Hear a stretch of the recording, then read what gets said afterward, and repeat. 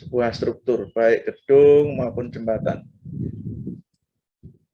Kemudian peralatan, ya, kita masuk ke peralatan.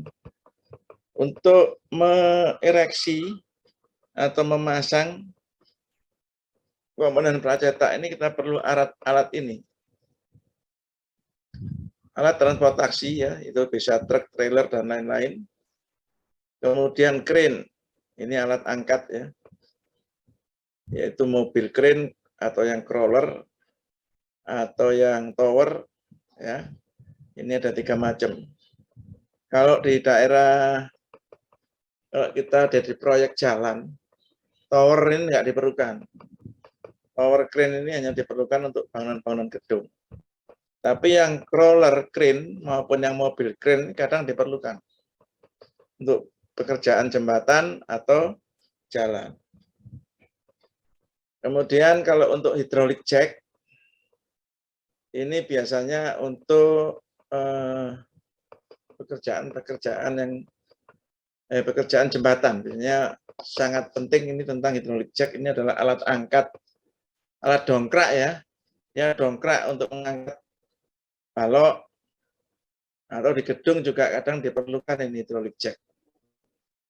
Kemudian alat pengikat, ini pasangan daripada crane ya. Jadi crane itu pasti dibekali oleh alat pengikat, yaitu tali, rantai, dan lain-lain.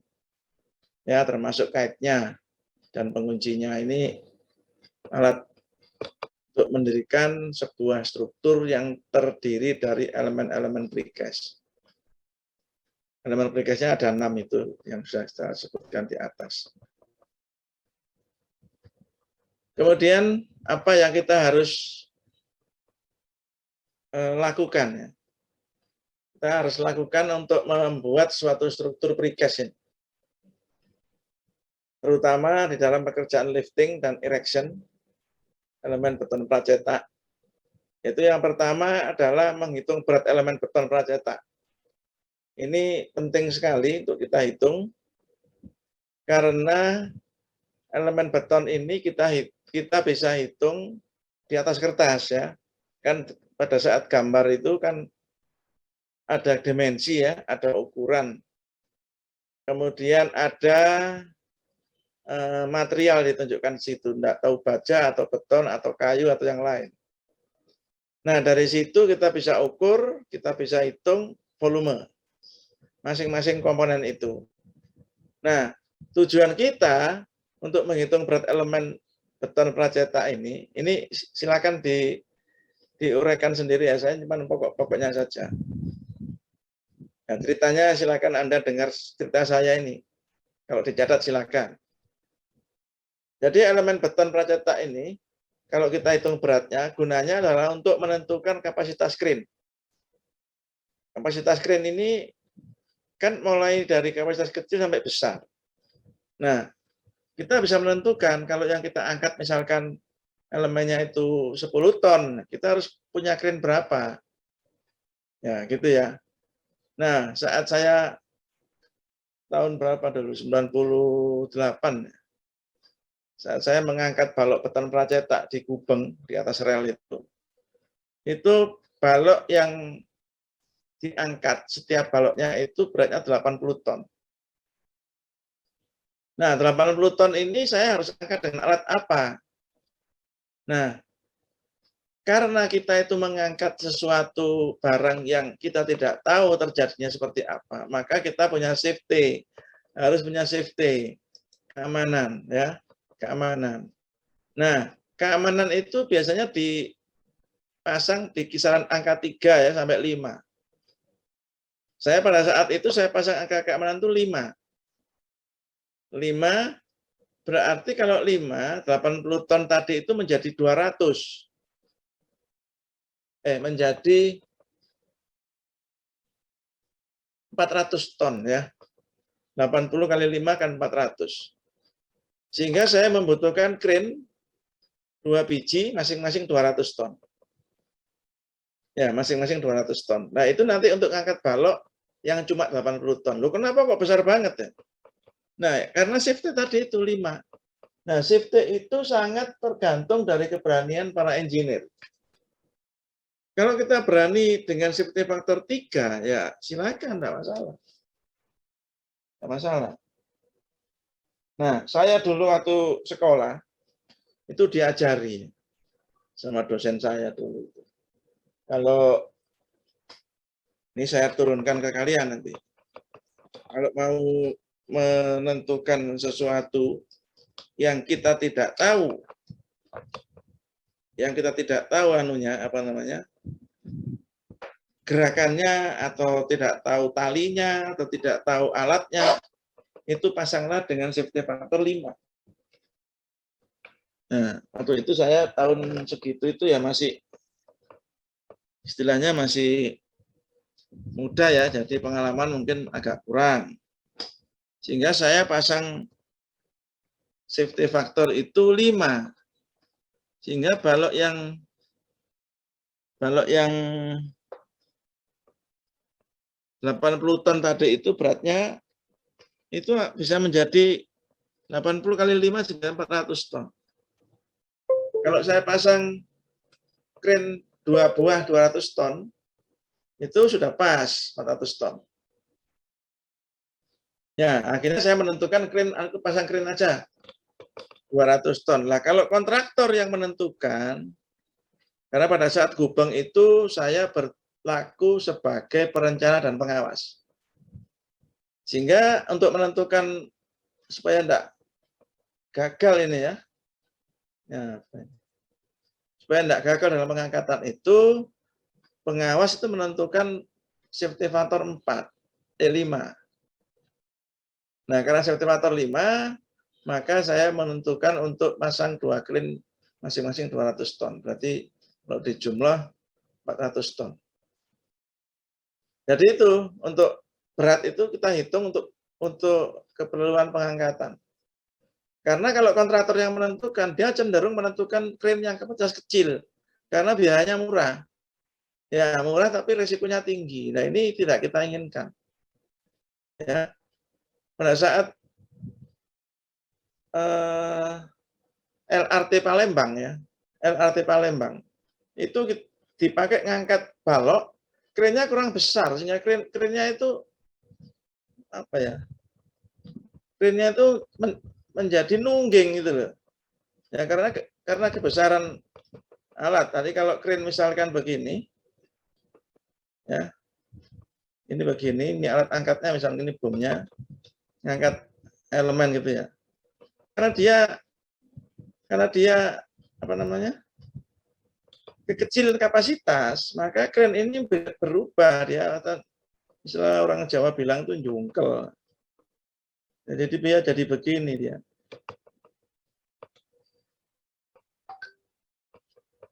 Nah, krennya nungging gini. Karena krennya kurang besar. Nah, hal-hal seperti ini akan bisa terjadi di lapangan. Kalau kita terlalu ngirit untuk sebuah pengangkatan elemen. Nah, kalau kita pasang 5 kali itu saya kira aman. Kalau kita agak yakin ya kita 3 lah. 3. Jangan 1,5 gitu ya, bahaya banget. Kalau ada gerakan yang kita tidak duga-duga, itu dia bisa kolaps, bisa jatuh. Ya. Nah, itu untuk menentukan nomor 2, mempelajari tipe kapasitas alat angkat yang tersedia. Nah, kalau alat angkat itu sudah tersedia, ya, apa yang kita lakukan? Oh, enggak ada lagi Pak alat angkatnya ini. Adanya cuma ini. Terus kita punya elemen balok atau plat atau apa gitu ya, yang beratnya lebih dari kapasitas kren. Ya kita potong, artinya peracetannya kita bikin dua komponen sehingga bisa separuh. Ya. Tapi kalau krennya itu bebas, kita bebas untuk bisa nyewa di luar. Ya kita bisa menentukan sesuai kebutuhan ya. Kalau yang diangkat misalkan 80 ya kita buat kren 2 kali 200 itu sudah oke. Ya, jumlah posisi yang nomor 3, jumlah posisi titik angkat yang mungkin digunakan. Ini kita harus tahu ya, jangan sampai kita salah ngangkat. Ya, kita ngangkat tiang pancang ya. Tiang pancang itu kan bentuknya bulat begini. Misalkan begini ya. Kita ngangkatnya di sini. Ya, ini diputarkan ke sana. Ini sesuatu yang salah besar. Jadi titik angkat itu harus sesuai dengan momen yang bakal dipikul. Jadi momennya itu berapa yang harus dipikul. Titik angkatnya misalkan di sini. Sini atau di sini, ini yang benar. Jangan di sini. Misalkan plat juga begitu. Plat juga harus kita tentukan titik angkatnya. Misalkan titik angkat di sini. Ya. Gini. Oke, ini boleh. Ya, jangan sampai titik angkat itu akan menyebabkan crack sebelum dia dipasang. Menyebabkan retak ya, sebelum dia dipasang. Itu yang kita tidak harapkan ya. Retak sebelum pasang itu. Ya, itu mengenai nomor 3, titik angkat. Terus kemudian jenis tali.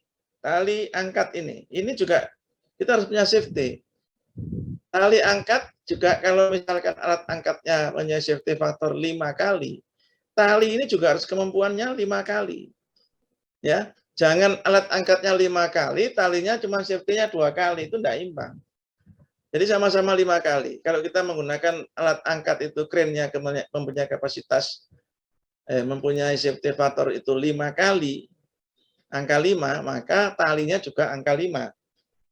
Ya, kita harus menentukan tali yang ukurannya diameternya itu juga 5 kali yang diangkat. Jadi talinya kalau kita ngangkatnya balok misalkan balok begini kita ngangkatnya di 2 titik, maka masing-masing tali ini harus mempunyai kapasitas 80 ton.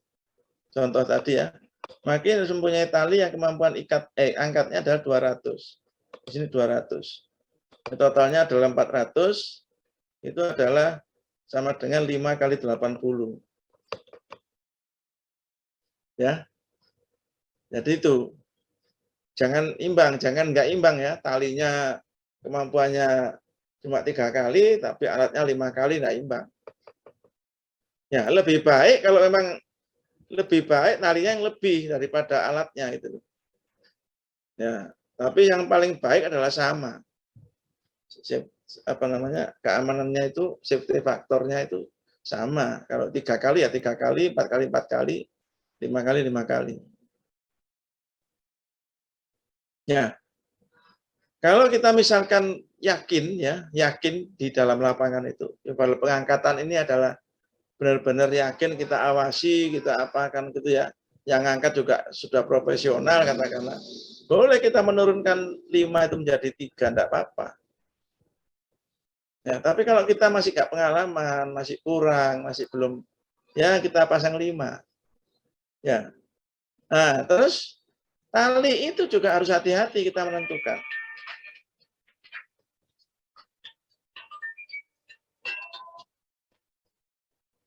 Tali ini juga harus hati-hati kalau kita masang. Karena apa?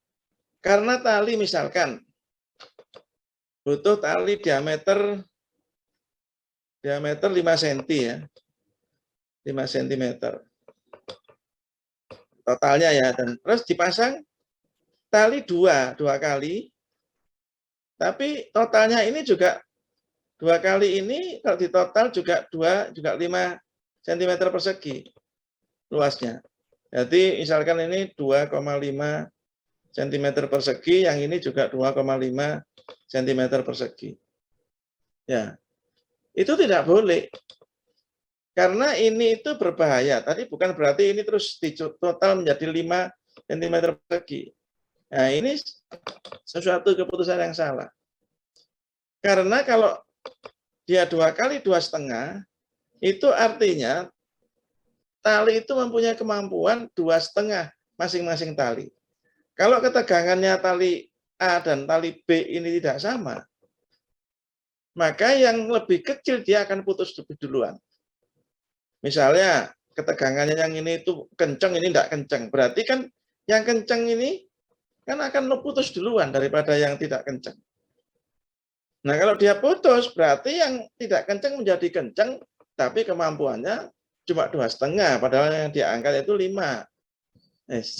Setara dengan 5 cm persegi. Akhirnya putus dua-duanya. Ya, kecuali kalau 2,5 itu dililit jadi 1. Ya, jadi 2 tali ini dililit jadi 1 menjadi 1 tali. Nah, itu boleh. Ya, tapi kalau cuma diangkat 2 tali yang terpisah itu tidak benar. Ya, misalkan saya coba contohkan. Kalau plat misalkan, saya punya plat begini.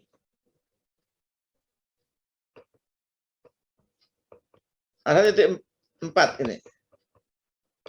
Terus ini saya angkat di sini. Ini saya angkat di sini. Kemudian diangkat ke atas ini. Misalkan dengan beban P. Nah, artinya kalau P ini misalkan 40 ton, maka masing-masing tali ini harus mempunyai kemampuan ketegangannya harus sama. Jadi dia harus 10, 10, 10, 10. Ya. Jadi ketegangan tali itu harus sama. Jadi kalau ketegangan kali itu tidak sama, misalkan ini 10, ini 15, ini 5, ini 10. Nah, totalnya kan juga 40. Betul ya? Nah, kalau seperti ini, yang akan putus duluan, itu yang tegangannya rendah. Yang ini akan putus duluan, 5. Begitu 5 putus, tali ini menjadi 3. Nah, 3 cuma berapa itu? 20, 35. 35 yang diangkat misalnya 40. Akhirnya dia putus lagi. Mana yang putus duluan? Yang 10. Yang rendah ketegangannya. Yang kenceng tegangannya, sorry. Tadi kebaliknya. Yang kenceng, sorry. Yang putus dulu itu yang 15. Kemudian putus dulu nanti 10. Terakhir ya 5 ini.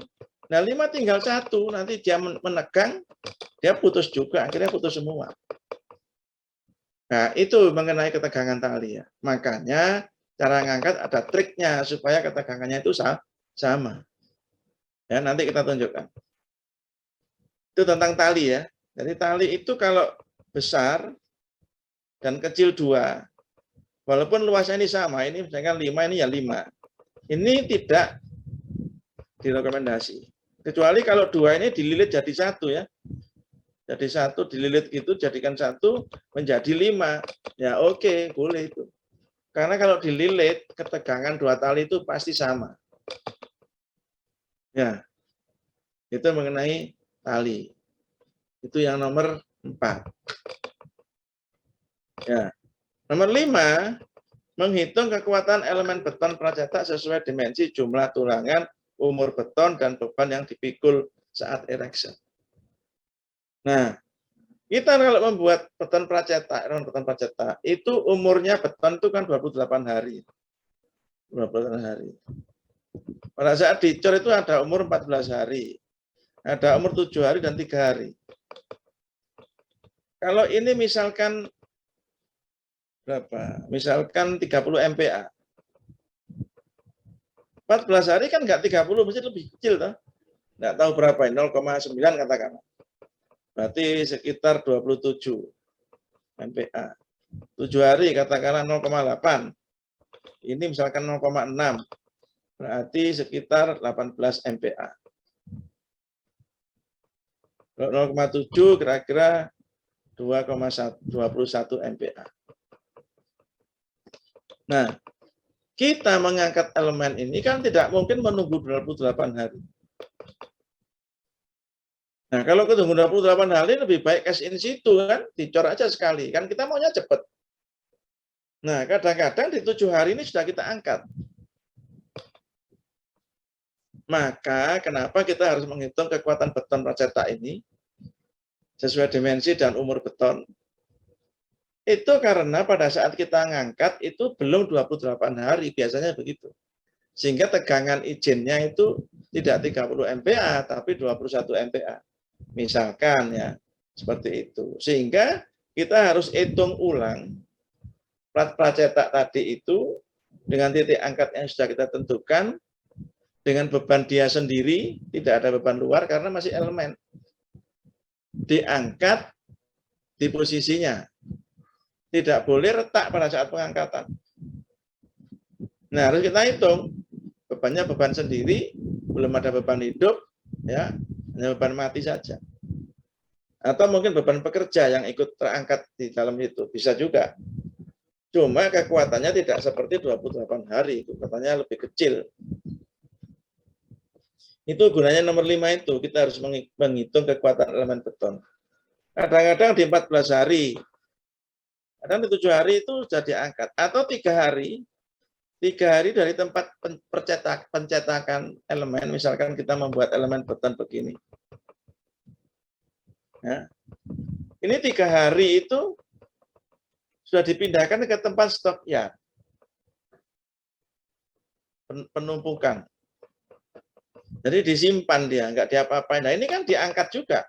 Dari tempat A ke tempat B di sini kan diangkat juga.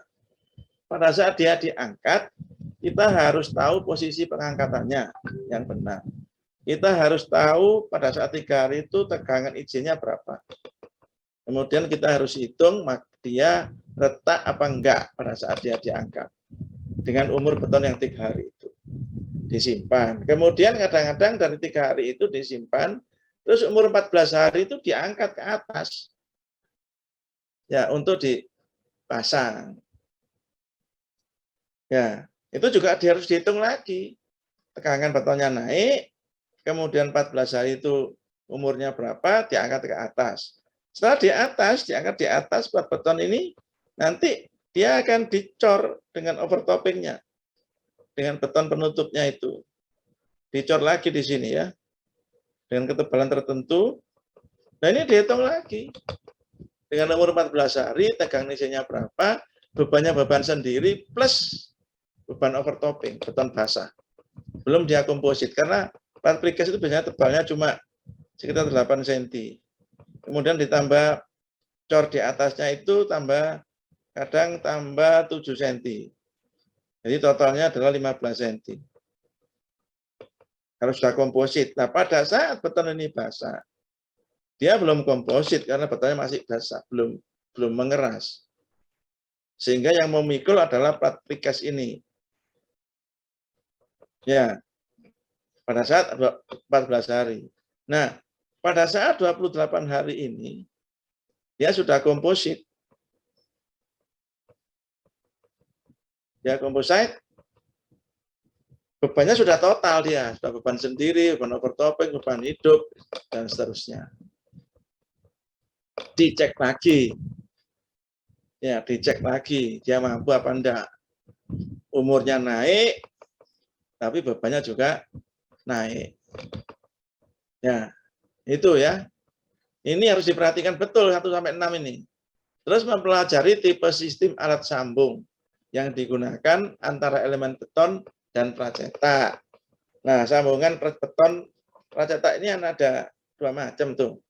Ada sambungan basah atau ya wet connection atau sambungan kering yang biasa disebut dengan dry connection. Nah, itu yang harus kita perhatikan. Ya.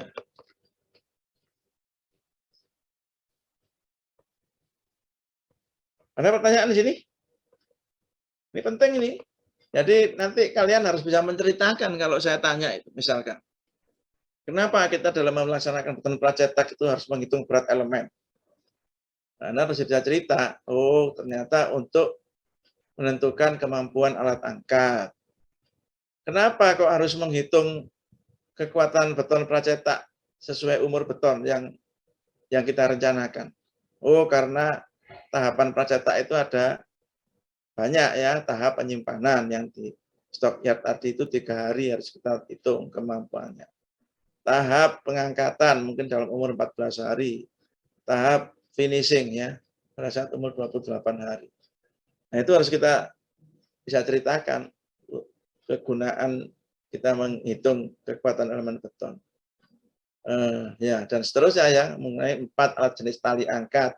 Ini kita harus paham tentang tali angkat ini seperti apa yang kita kehendaki. Ya, ini tadi yang saya ceritakan, ini terjadi pada saat saya ngangkat balok beton di Gubeng itu. Ya, jadi sudah saya tentukan bahwa satu tali itu harus mempunyai kemampuan karena ada 2 titik angkat, maka tali itu harus punya kemampuan masing-masing 200 ton. Nah, terus ternyata tidak bisa mendapatkan itu kontraktor. Dia bisa mendapatkan tali kemampuannya 100 ton tapi 2. Kan sama 200 ton tuh. Tapi saya tidak mau. Saya sebagai penentu di situ, saya silakan kalau diangkat, tapi saya tidak tanda tangan.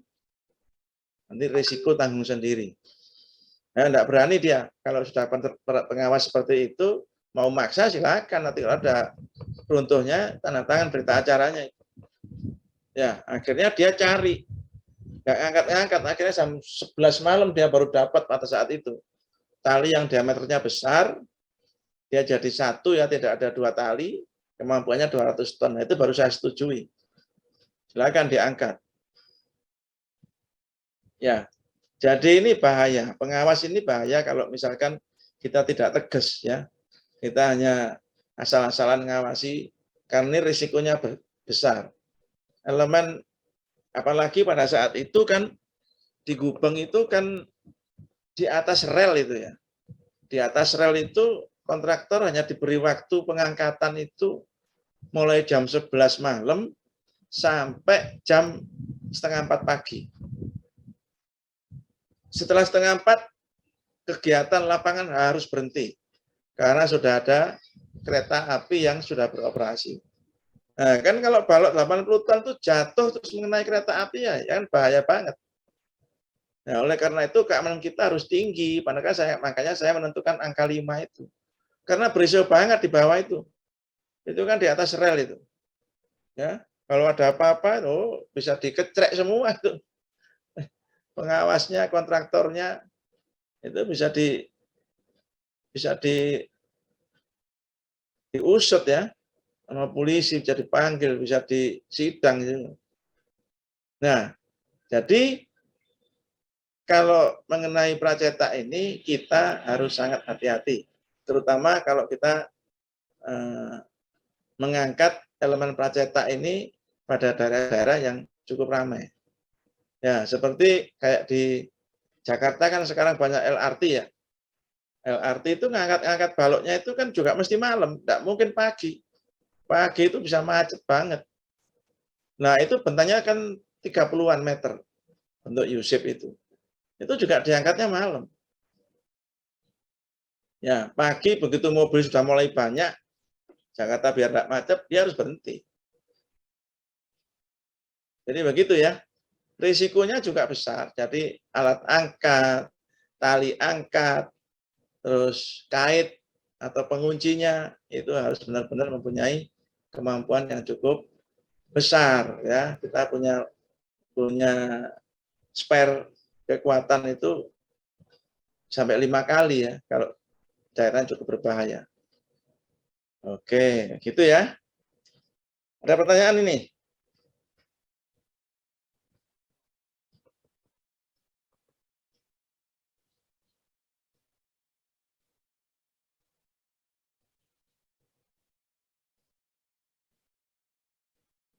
Ini sih Pak, saya izin tanya Pak. Sama Randy ya? Iya. Silakan. Itu kita kan tadi kayak studi case-nya kayak Bapak gitu Pak. Kontraktornya nggak bisa nemuin tegangan tali yang sesuai gitu Pak. Terus dia cari mungkin diameternya lebih besar tapi tegangannya itu nggak memenuhi gitu Pak. Itu biasanya kita sebagai pengawas tuh ngecek spesifikasinya tuh seperti apa Pak? Misalnya besar tapi tidak memenuhi syarat. Ya kita uji. Itu kan dia punya surat, punya spesifikasi itu punya tali itu.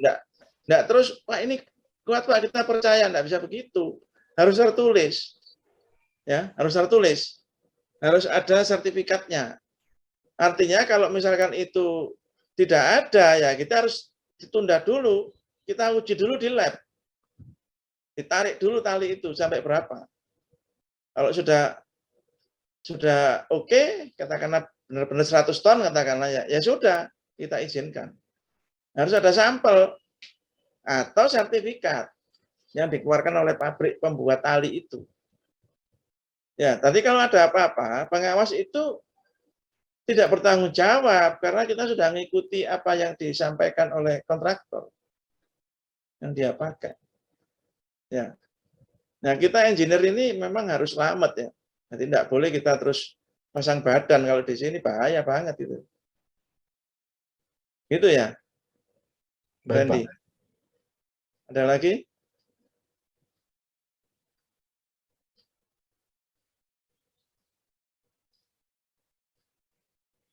Baik, saya teruskan ya.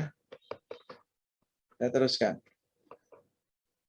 Nah, ini beberapa contoh plat cetak yang sering digunakan di lapangan.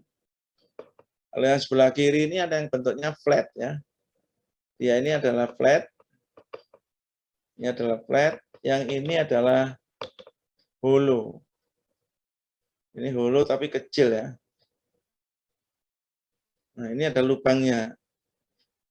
Ini tebalnya enggak tebal ini. Kira-kira tebalnya sekitar 8 sentian. Ya, sekitar 8 sentian. Ya, itu. Ada lagi gambar berikutnya. Nah, ini hulu core yang besar ya. Yang besar dengan lubang yang besar. Ini tinggi misalnya. Ini yang ini itu tinggi. Ini cukup tebal ini. Ini sekitar 15 sampai 20 cm. Dia tidak perlu overtopping lagi. Jadi langsung ini spesi, langsung keramik atau marmer dan segala macam. Nah, kalau yang sebelah kanan ini flat juga.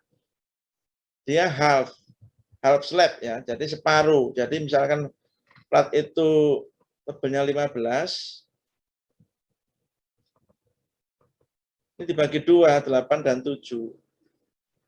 Yang ini adalah 8, ini 7. Yang ini precast. Yang ini cast in situ. Cast inside ya.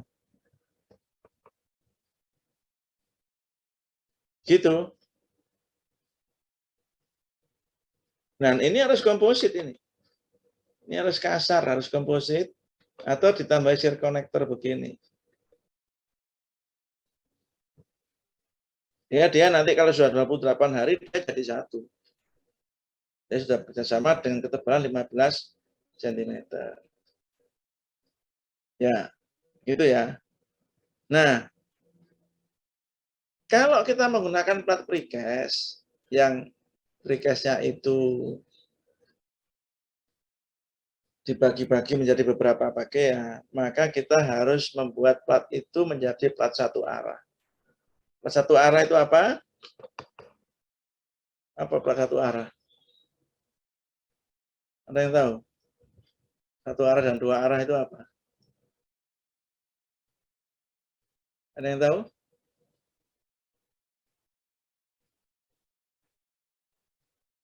Imam Dudin tahu? Iya Pak, kalau satu arah itu momennya cuma di satu arah Pak. Tidak, gimana ya? Ini kalau lihatnya itu satu arah itu perbandingan panjang sama lebarnya. Apa perbandingan sama lebarnya kenapa? Panjang sama lebarnya tidak boleh lebih dari 2 kalau tidak salah. Ya, itu betul. Ya, satu arah itu LX dan LY-nya itu kalau dibandingkan yang panjang dibagi yang kecil itu ya harus lebih besar daripada 2. Ya, kalau dia L panjang dibagi L yang kecil itu di bawah 2, maka dia termasuk plat yang 2 arah. Artinya MX dan MY-nya itu bekerja semuanya. Paham ya? Kalau satu arah, itu MX-nya bekerja, MY-nya sudah tidak bekerja. Dia sebagai tulangan bagi. Contohnya apa? Contohnya tutup got itu ya. Tutup got, tahu tutup got? Tutup got. Tutupnya saluran di depan rumah itu misalkan ya. Ya, kita punya tutup got itu kan, gotnya katanya dari Yudits ya, saluran bentuk U, panjangnya ke sana. Ya, panjangnya ke sana misalkan. Nah, terus kan ditutup di sini tuh, atasnya. Ditutup pakai tutup yang potong-potong begini kan. Kan sering kita lihat ya di lapangan, tutup got seperti ini. Nah, ini artinya apa? Artinya plat yang biru-biru itu ditumpu di dua arah. Nah, kalau misalkan L panjang, LY dibagi LX itu lebih besar daripada 2, itu satu arah. Dengan tumpuan 4 sisi.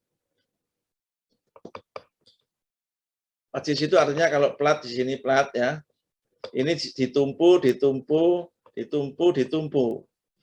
Ya, ini misalkan LY, ini LX. Kalau LY dibagi dengan LX itu sudah lebih besar daripada 2, maka ini adalah satu arah. Ya. Namun kalau LX ya, LX dibagi LY. Sorry, balik. LY dibagi LX itu lebih kecil dari 2, tapi ditumpu dua sisi, artinya ini sama, ditumpu di sini saja, sama di sini saja. Ini bebas.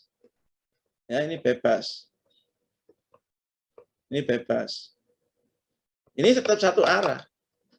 Dan satu arah itu tidak harus LY per LX lebih besar dari 2. Dia lebih kecil pun bisa satu arah kalau dia ditumpu di dua sisi. Ya seperti ini.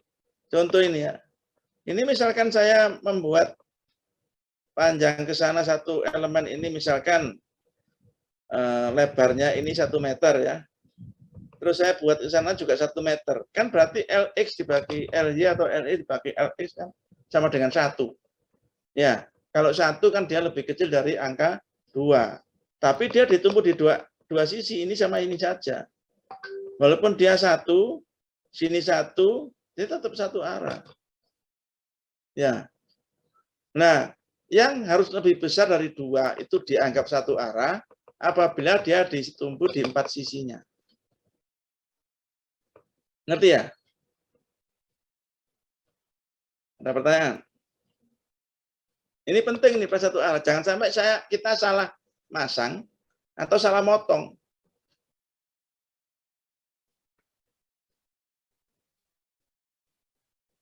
Ada pertanyaan?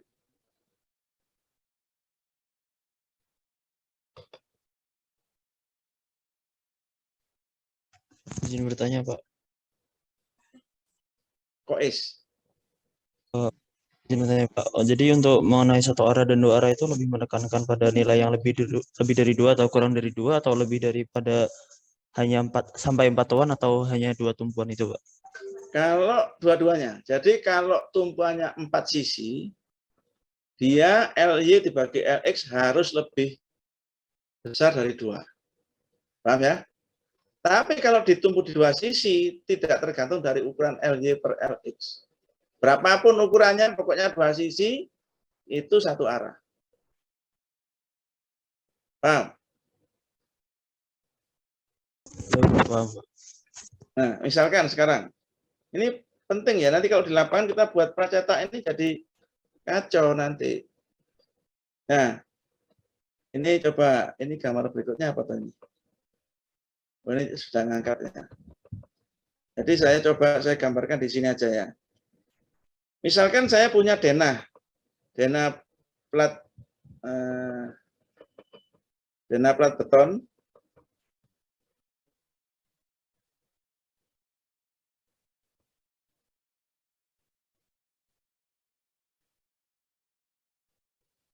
Ini baloknya ini saya gambarkan. Nah, gitu. Baloknya saya gambar. Kemudian ini misalkan ukurannya 6. Ini 4. Kemudian saya menggunakan pracetak. Saya bagi karena ini 6 dan 4 ini ukurannya besar. Ya, kan besar tuh 4 kali 6 itu. Besar tapi tebalnya cuma 8 cm. Nah, jangan-jangan dia ketipis banget ya. Terus diangkat dia sebelum ditotakkan pecah. Terus saya buat supaya agak ringan ngangkatnya saya bagi 3.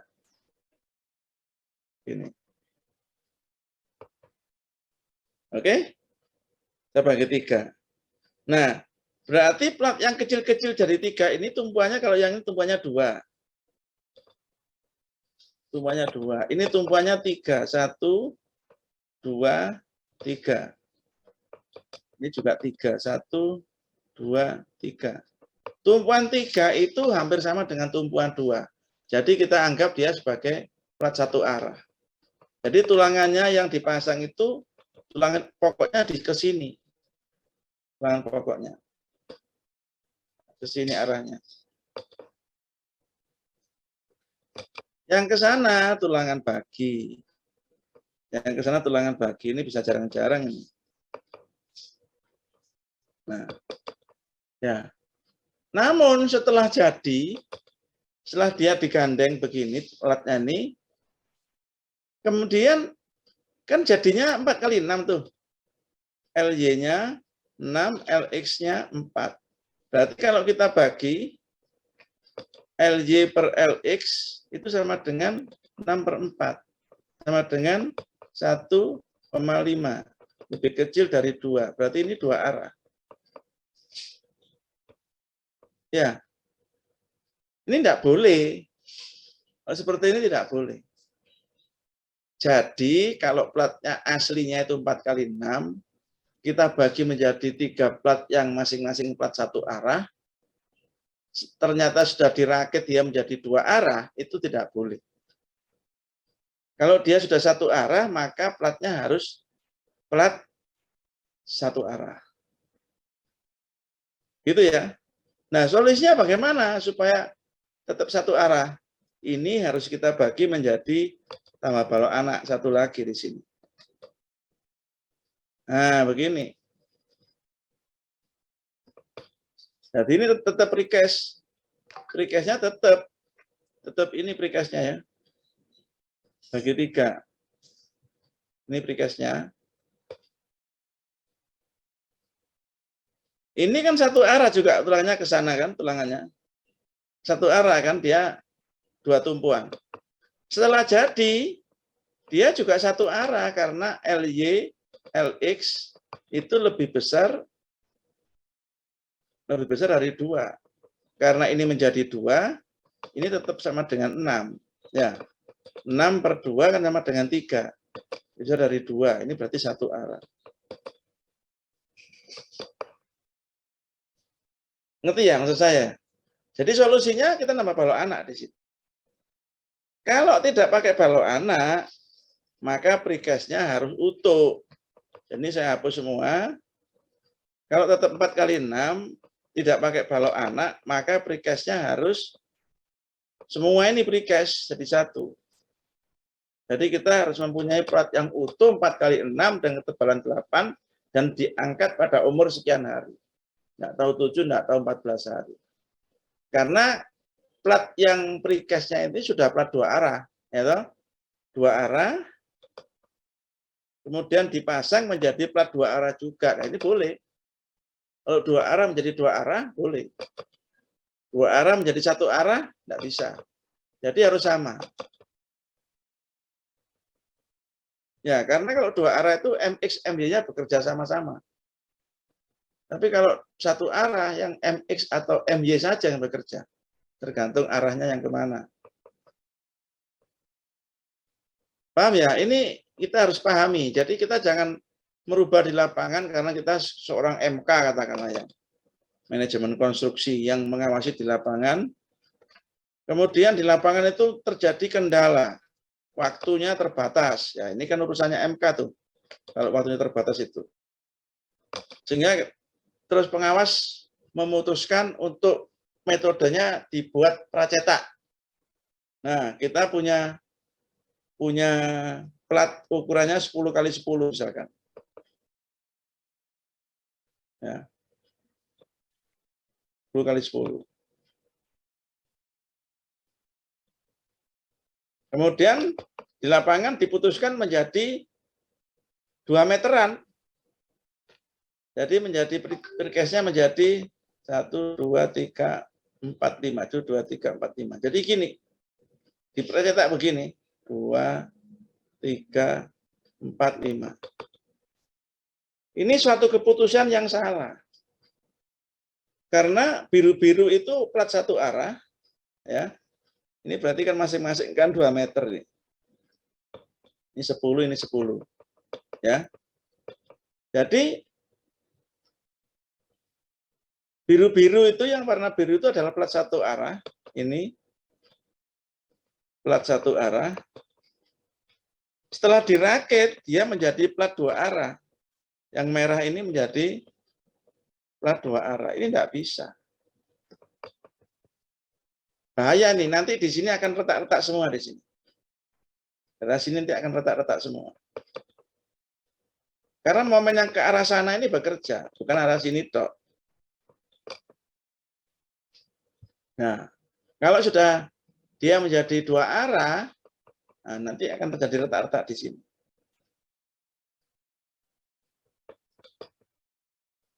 Itu yang bahaya. Loh, terus gimana Pak? Ya, harus platnya utuh 10 kali 10. Nggak mungkin Pak 10 kali 10, karena tebelnya cuma 8. Platnya 10 kali 10 diangkat, nanti dia dengan beratnya sendiri aja dia pecah. Ya, dengan beratnya sendiri aja dia pecah. Terus bagaimana? Kasih balok anak. Di sini. Nah, kalau dikasih balok anak kan menjadi 5. Ya. Maka kalau 10/5 sama dengan 2, ini sudah 2 arah ini. 1 arah. Ya. Ini sudah lebih besar atau sama dengan ini. Ini sudah 1 arah. Ini boleh, kalau sudah begini boleh dibagi 5. Tapi ada baloknya di sini. Itu solusinya. Ini tetap 1 arah yang biru-biru, 1 arah. Setelah dirakit, dia menjadi 1 arah juga. Nah, gitu. Ya, oke? Ada pertanyaan?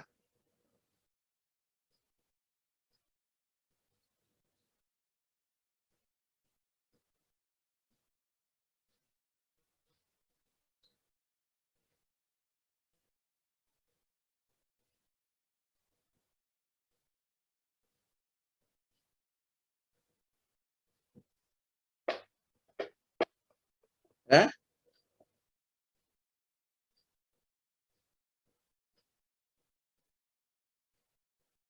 Ada, oke. Saya teruskan. Ya.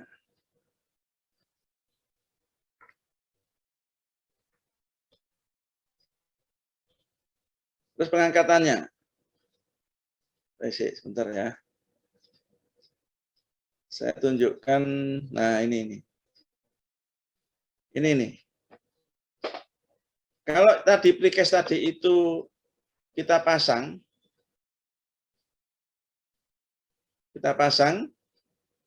ini misalnya ini terjadi nih, ini saya mengalami sendiri, ini adalah plat di sebuah pelabuhan di Kalimantan Timur.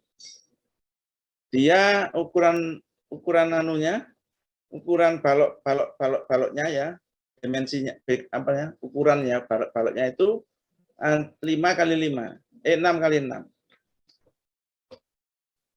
Jadi kita punya ukuran baloknya itu begini. 6 kali 6. Kemudian di lapangan ternyata dibagi 3. Jadi dibagi precast 3 biji gini. Nah, ini berarti kan 1 arah ini. 1 arah, 1 arah, 1 arah. Setelah dirakit dia menjadi 2 arah kan? Ya menjadi 2 arah kan karena 6 kali 6. Nanti LY dibagi LX sama dengan 1. Lebih kecil dari 2. Nah, terjadinya gimana ini? Terjadinya retak-retak begini. Ini kan pas potongannya precast ini. Kita retak begitu. Ini retak-retak ini. Ya, itu kejadian ini. Nah, solusinya gimana? Solusinya ya kita seperti yang di bawah ini. Nih. Nah, ini. Kasih balok anak di sini. Sehingga ini satu arah, satu arah, satu arah, satu arah, satu arah, satu arah. Dirakit menjadi satu arah ini. Ya. Kalau dirakit menjadi seperti ini, menjadi two-way slab, dua arah. Nah, ini tidak boleh. Ya, ini kejadian betul ini. Ya, jadi kita harus paham mengenai itu. Nanti ya. Oke, kita sekarang bahas titik angkatnya dulu. Tadi mana tadi? Nah, ini. Titik angkat. Nah, ini titik angkat.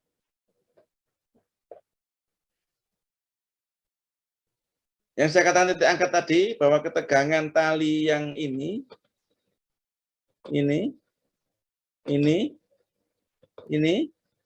harus sama. Kalau dia tidak sama, maka yang paling tegang itu akan putus duluan. Ya, itu. Jadi ini bagaimana caranya? Makanya ini dicambung ya. Ini tali ini kan langsung begini. Jadi ini dia slip ini slip ya. Jadi dia bisa menyesuaikan. Kemudian di atas sana dia harus dipasang juga dia di sini. Ini harus bisa slip juga di sini. Misalkan ada begitunya. Ini berarti bisa. Ya. Jadi kalau sudah seperti itu, maka ini 1, 2, 3, 4 ya akan mempunyai ketegangan yang sama secara individu, secara otomatis. Dia akan mengalami tegangan yang sama karena dia saling mengimbangi. Jadi begini, ya kalau misalkan saya punya balok, saya angkat begini, ya, tegangannya bisa sama enggak ini? Dilihat talinya dulu. Kalau talinya kendor 1, maka dia akan miring dia. Tegangannya akan tetap sama dia. Tapi kalau kita pasang tali 3, apakah 3 tali ini akan sama tegangannya? Belum tentu. Belum tentu.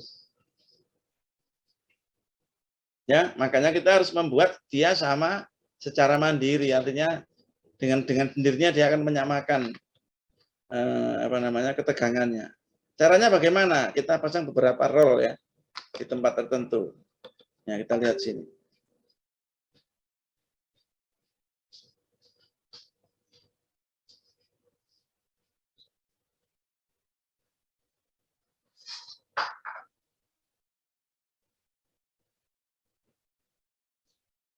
Ini pembuatan pracetak ya.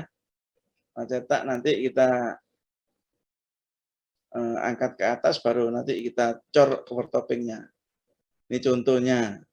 Nah ini kan diangkat ini 4 titik nih. 1, 2,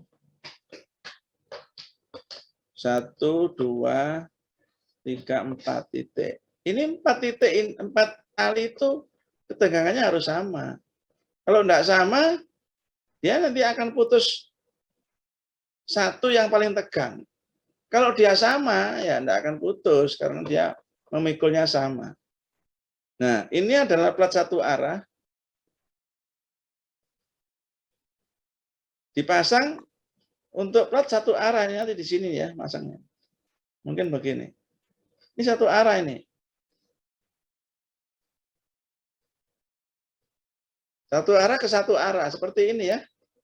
Satu arah ke satu arah, 1, 2, 3, 4. Nanti di sini ada yang kelima. Satu arah ke satu arah boleh.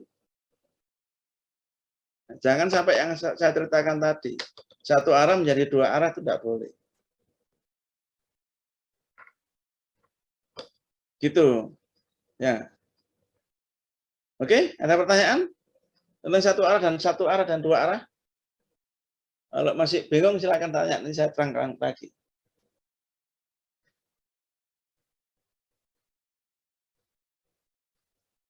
Itu khusus yang half slab ya, yang pracetak separuh, pracetak setengah. Gitu. Ya. Kemudian plat pracetak itu tidak sederhana. Jadi kita harus membuat pracetak di lapangan itu harus sesuai apa yang sesuai bentuk yang bisa terpasang seperti ini.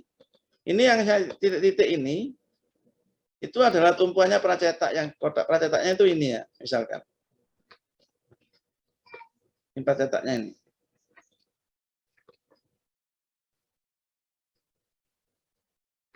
Ya.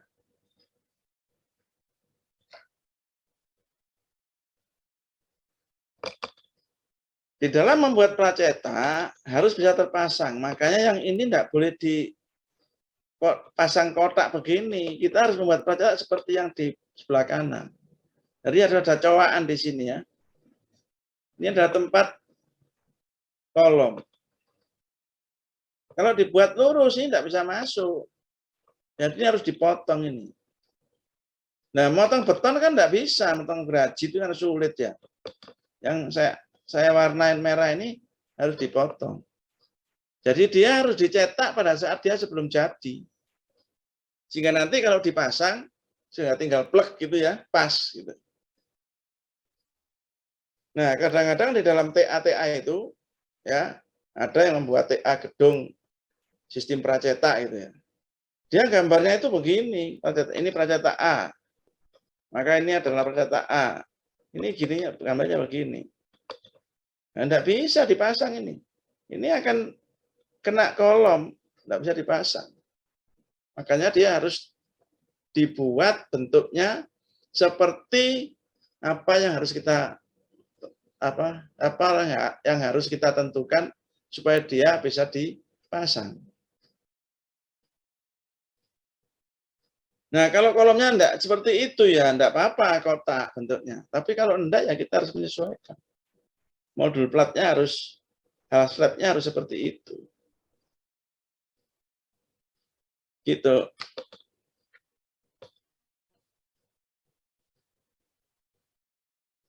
Ya. Ada pertanyaan?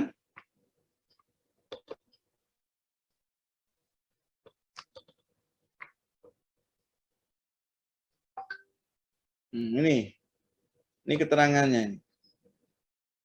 Kalau kita ngangkat plat di titik ini di PCI ya, PCI handbook itu sudah memberikan tutorial, maksudnya bukan tutorial ya, instruksi kalau ngangkat plat itu seperti itu.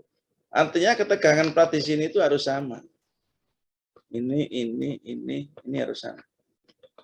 Tidak boleh satu kendor, satu tegang. Nanti yang tegang itu akan putus duluan. Ya. Itu.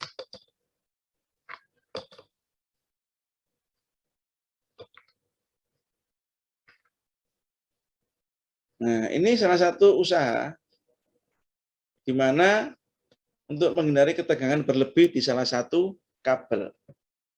Kita lihat ya, plat yang bawah itu diangkat di 4 titik. Titiknya yang di plat itu fix semua sudah.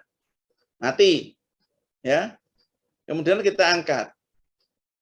Nah, pengangkatan paling bagus itu adalah cuma 2 titik. Itu paling bagus. 2 titik itu dia pasti mengimbangi. Kalau 3 titik, itu yang satu pasti tidak berfungsi nanti. Nah, ini kan 4 titik nih. Nah, 4 titik itu harus kita membuat ketegangan yang sama.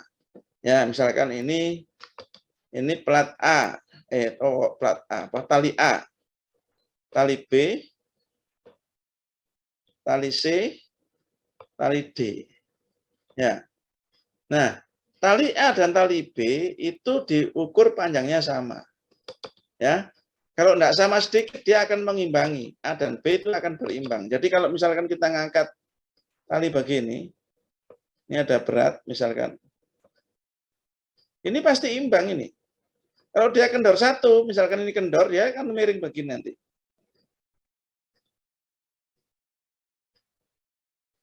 Ya, jadi ini nanti di sini misalkan. Oh, dia kendor 1. Nah, ini juga begitu sama. Nah, dia dibuat diukur yang sama, dia akan saling mengimbangi. Terus, yang ini tidak boleh di-fix juga. Kalau ini miring 1, ini misalkan kendor ya, B kendor, A lebih kenceng, maka dia akan miring ke sana, miring ke B. Maka yang daerah sini harus mengikuti miring ke B dong. Ya. Nah, supaya dia mengikuti miring ke B, maka di sini harus dipasang roll. Sehingga dia saling mengimbangi, akhirnya panjang D itu nanti akan sama dengan B. Ini teori-teori ngangkat ini harus benar. Akhirnya bara B, A, C, D itu akan mempunyai ketegangan yang sama. Dan di sini harus menyesuaikan secara diri sendiri dia. Kalau dia miring ke sana, misalkan dia miring ke sana ya, miring ke sana, maka di sini pasti akan ikut miring. Akan ikut miring dia. Nah, kalau dia ikut miring, supaya dia ikut miring bagaimana? Ini harus dipasang roll. Di sini harus dipasang roll. Ngerti ya maksud saya? Kalau nggak ngerti tanya. Sehingga nanti kalau di situ dipasang roll, maka A, B, C, D itu pasti akan sama. Nah, di sini saya pasang E dan F sini. Nah, E dan F itu pasti akan berimbang. G di sini. Ya, kalau dia tali A, B, C, D, E dan F, E di sini misalkan lebih kendor daripada F, maka dia akan miring ke E. Ya, miring ke E berarti balok ini juga, transfer beam ini juga akan miring ke E. Kalau transfer beam miring ke E, maka plat juga miring ke E. Sudah pasti itu. Ya, akhirnya apa? Ketegangan kabel E, F, A, B, C, D itu menjadi E dan F menjadi sama, A, B, C, D menjadi sama. Ngerti yang maksud saya?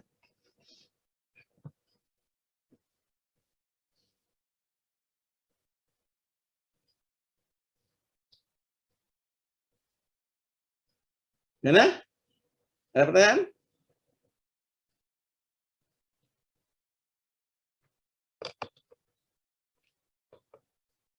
Jadi tidak sederhana sebenarnya mengangkat precast itu. Kita harus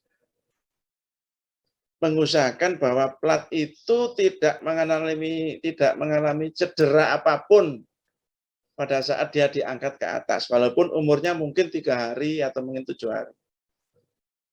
Ya, dengan beratnya sendiri dia tidak boleh retak.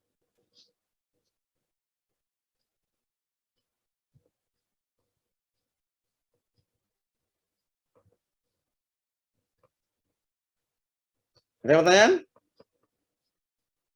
Kalau saya tidak ada, saya sudahi sampai sini dulu. Kita ketemu di hari Senin. Senin saya tidak bisa ngajar ya. Saya harus ngajar, gantinya kapan kemarin? Permisi Pak Joko. Ya.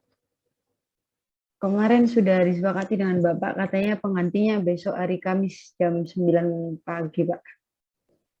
Oh, besok hari ya? Oke Iya, ya, Pak. besok saya ngajar lagi ya. Jam 9 saya ngajar lagi untuk mengganti Senin depan yang saya tidak bisa. Sudah pasti tidak bisa saya Senin depan. Ya. Jadi besok ya, bukan Kamis depan ya. Iya, Pak, Kamis besok, Pak. Ya, oke. Ya, Pak. Siap. Besok saya akan buka lagi kelas jam 9. Sekarang sampai di sini dulu. Saya akhiri ya. Tetap sehat, jaga kesehatan. Sampai ketemu besok jam 9. Terima kasih. Assalamualaikum warahmatullahi wabarakatuh. Waalaikumsalam. Waalaikumsalam. Terima kasih, Pak. Terima kasih, Pak.